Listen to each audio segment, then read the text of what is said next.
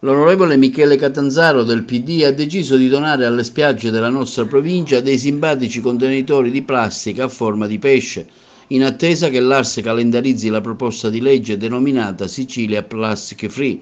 Il parlamentare agrigentino del PD ha installato stamani presso la spiaggia del locale Acquasels una simpatica scultura a forma di pesce mangiaplastica, ove i bagnanti al ritorno dal mare potranno depositare i loro contenitori di plastica invece che lasciarli sparsi sulla battigia.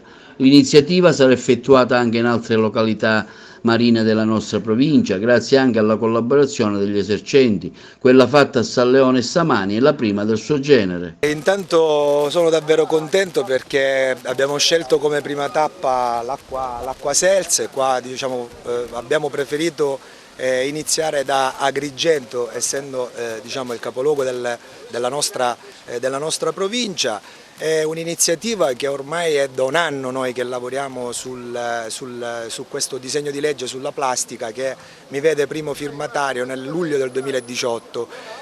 Ormai abbiamo espletato tutti i passaggi nella Commissione, il disegno di legge è pronto.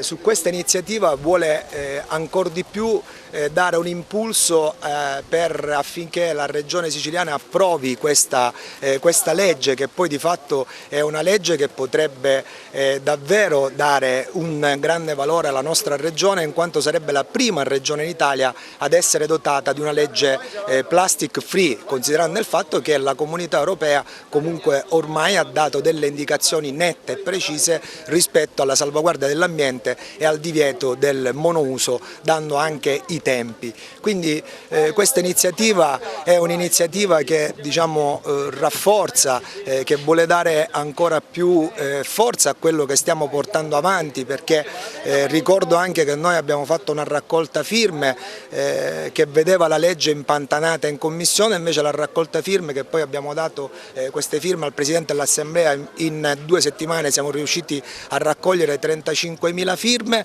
da parte di gente che ha firmato questa nostra petizione, ha fatto sì che la legge andasse avanti. Quindi questo significa che la Sicilia sta guardando in maniera importante appunto alla salvaguardia dell'ambiente. È un piccolo passo io dico che serve per il presente, ma soprattutto serve anche per il futuro dei nostri figli, perché se non lo tuteliamo noi l'ambiente è chiaro che non possiamo nemmeno dare un segnale ai bambini che stanno crescendo. Ringrazio Michele per questa importantissima iniziativa che sta portando avanti, ed è già un primo passo per la città. Il secondo passo era fare capire agli utenti, alla gente agrigentina, che l'importanza del nostro ecosistema, che la plastica sta rovinando.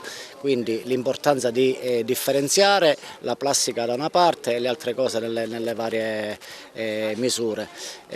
Questo è importantissimo. Se riusciamo in questa maniera, grazie a Michele, noi daremo anche il nostro contributo, come già lo danno in altri paesi d'Europa.